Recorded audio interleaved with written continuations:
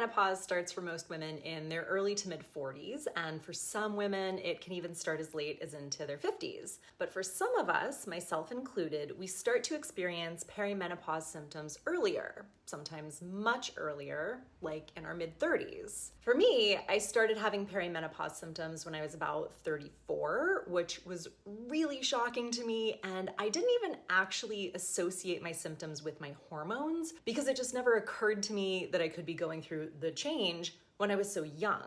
But I was having sweat-inducing hot flashes at night, insomnia. I had symptoms of PMDD, or premenstrual dysmorphic disorder, which I had never had before in my life, but it's really severe depression and extreme PMS symptoms before your period starts.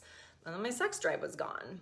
It really freaked me out, and even when I started thinking about these symptoms being related to my hormones changing, I think that actually freaked me out more because I was like, oh my God, I'm going into menopause. What the f is happening? But now I'm 38 and I've actually managed to get my hormones back to a more balanced state. So pretty much all of these symptoms have gone away for now. I've been actively working on my hormones for about 3 years and counting. And it is a work in progress because our hormones don't exist in a vacuum. They're very sensitive to what else is going on in our body and in our environment. So as things in your body like inflammation and stress start to shift, it can directly impact your hormones. So it's kind of like an ongoing balancing act. But today, we're going to talk a little bit about why you might be experiencing perimenopause symptoms in your 30s, what might be causing this, and we'll also talk about some things you can start to do to naturally support rebalancing your hormones.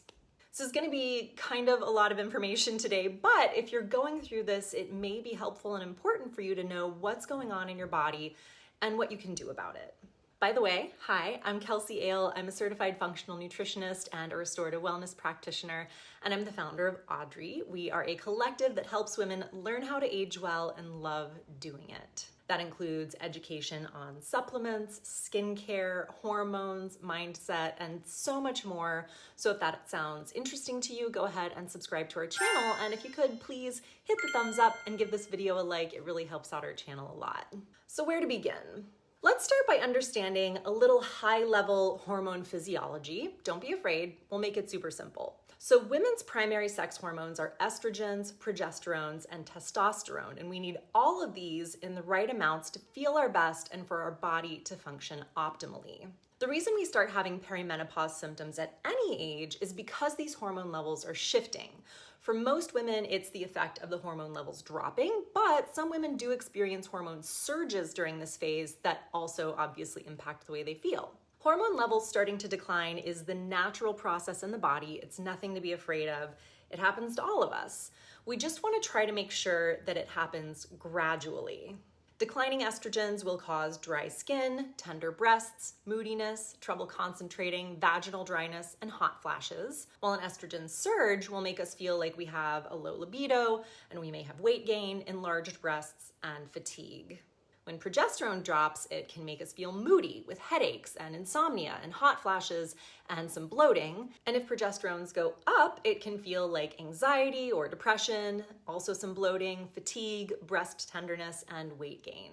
If testosterone is low, it can cause hair thinning, hot flashes, low libido, dry skin, and weight changes. But if testosterone goes high, then it can feel like oily skin and acne, irritability, maybe an increased libido, and also some weight gain. And all of these hormonal shifts will cause irregular periods. In fact, for many women, I think it's a toss-up between irregular periods and hot flashes being the first perimenopause symptoms you experience. One or the other of those is probably gonna happen first. Hormones are teeny tiny, and they exist in our system in minuscule amounts. We're talking nanograms per deciliter. So to give you some context, a nanogram is 1/1000th of a gram, and a gram is about 1/30th of an ounce. So if this shot glass is 1 ounce divided into 30, and then divide one of those parts into a billion, and then that 1/1000th is going to be the unit that your hormones are measured in. And then a deciliter is 1/10 of a liter, so divide this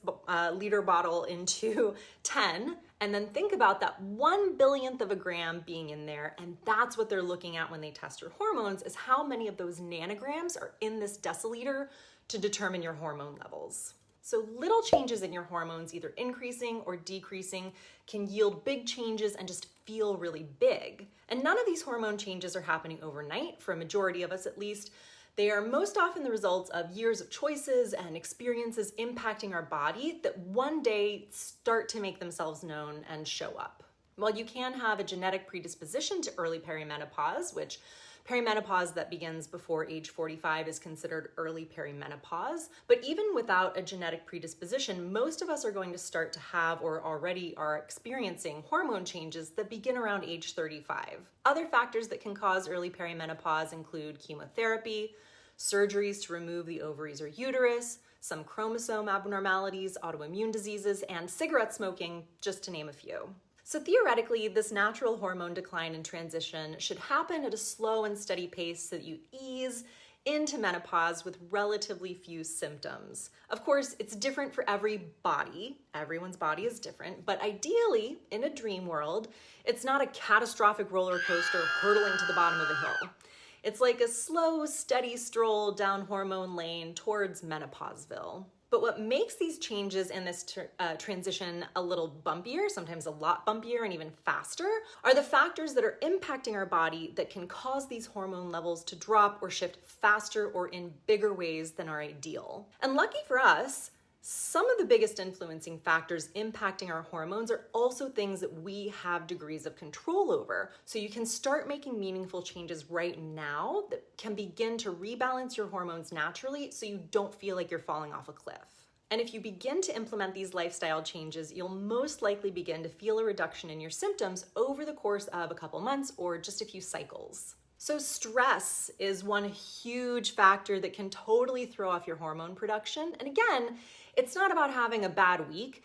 It's about a predisposition towards anxiety and rumination that's likely followed you throughout your lifetime. You tend to know if you're a stressed out person or if you tend towards stress. So it's the chronic stress that starts to wear on our adrenals and our hypothalamus that can eventually start to impact our hormone production.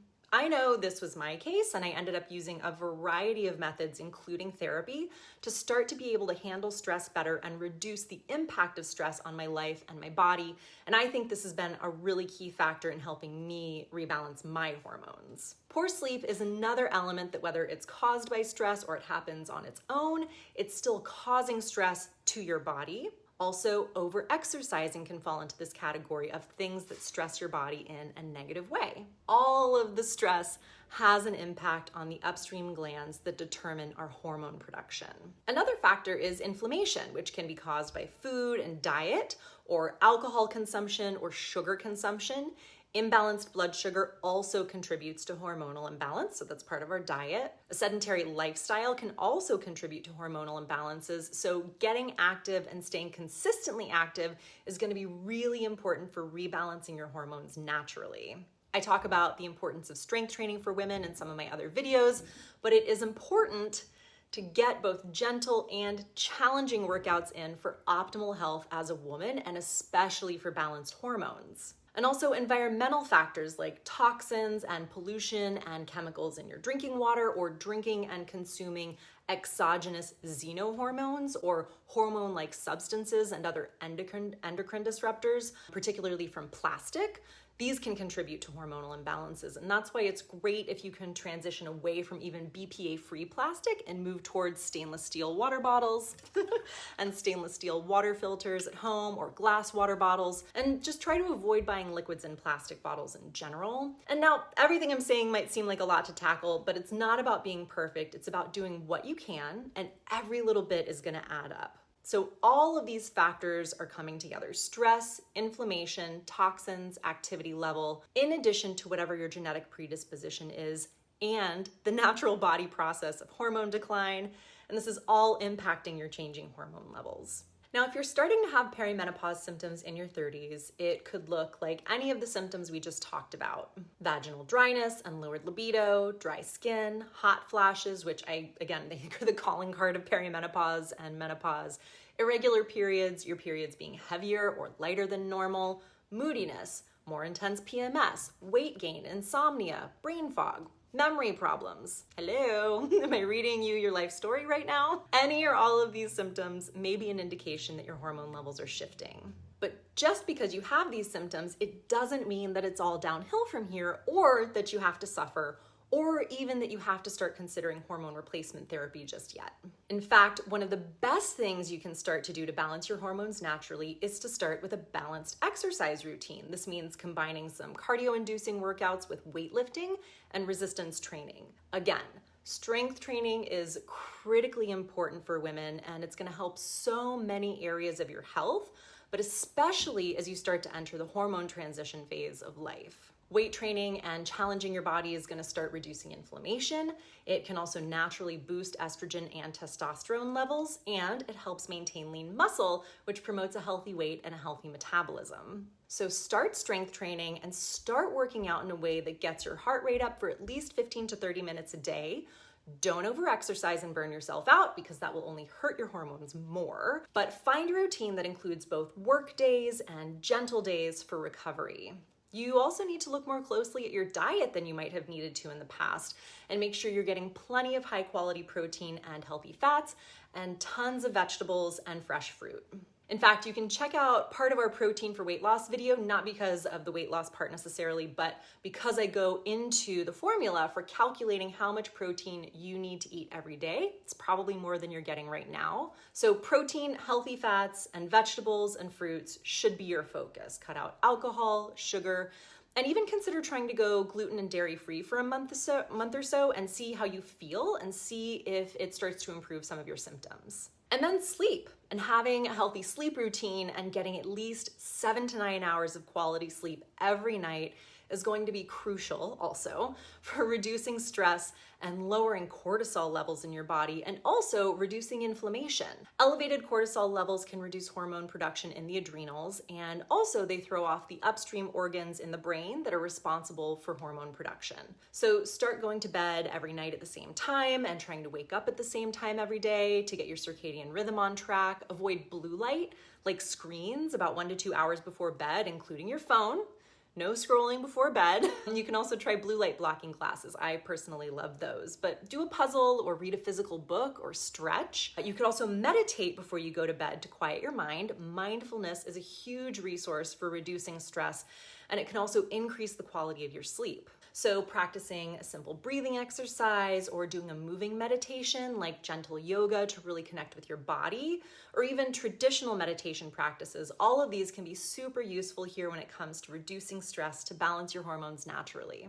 Outside of these tips, reducing your exposure to environmental pollutants can be huge. Having an air purifier in your bedroom if you live in a city can be really helpful. Make sure you're avoiding plastics whenever possible, and drink at least 2 liters of purified water every day to help flush those toxins out, and add in electrolytes if you need to absorb that water more effectively. And I know for me, what's helped has been a combination of all of these things, but again, especially the stress part and reducing stress as much as possible, which doesn't necessarily mean avoiding stress, but building a healthier relationship with stress and also working on my own emotional resiliency has been a huge game changer. Plus, looking at my hormone tests to see what was actually going on in my body, and then taking some supplements for a little while to support where needed has made a huge difference. One disclaimer, I personally don't recommend taking hormone-specific supplements without testing. I just think it's always best to test because, again, hormones are delicate.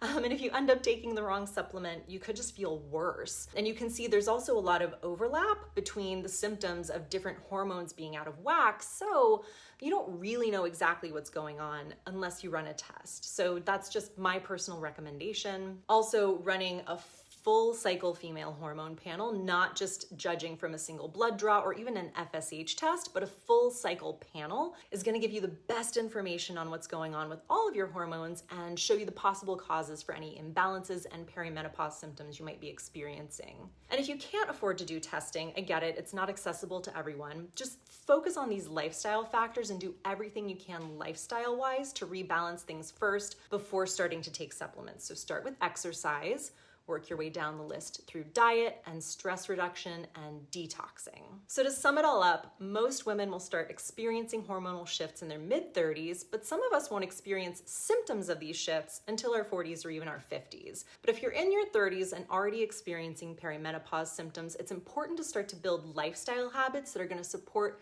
healthy hormones. Strength training, whole food-based diet with lots of protein, healthy fats, and fruits and veggies. Make sure you're getting plenty of quality sleep. Try to reduce your stress as much as possible. Build your resiliency to stress as much as possible. And reduce your toxic load by reducing your exposure to environmental toxins wherever you possibly can. If you do all these things for a few months and don't notice any improvements in your symptoms, or you still want to feel better, you can consider looking into full cycle female hormone testing to get a clear picture of what's going on with your hormones. And from there, you get to decide the best course of action so you can help support your hormones and a smooth transition through this entire process. Whew. All right, we made it.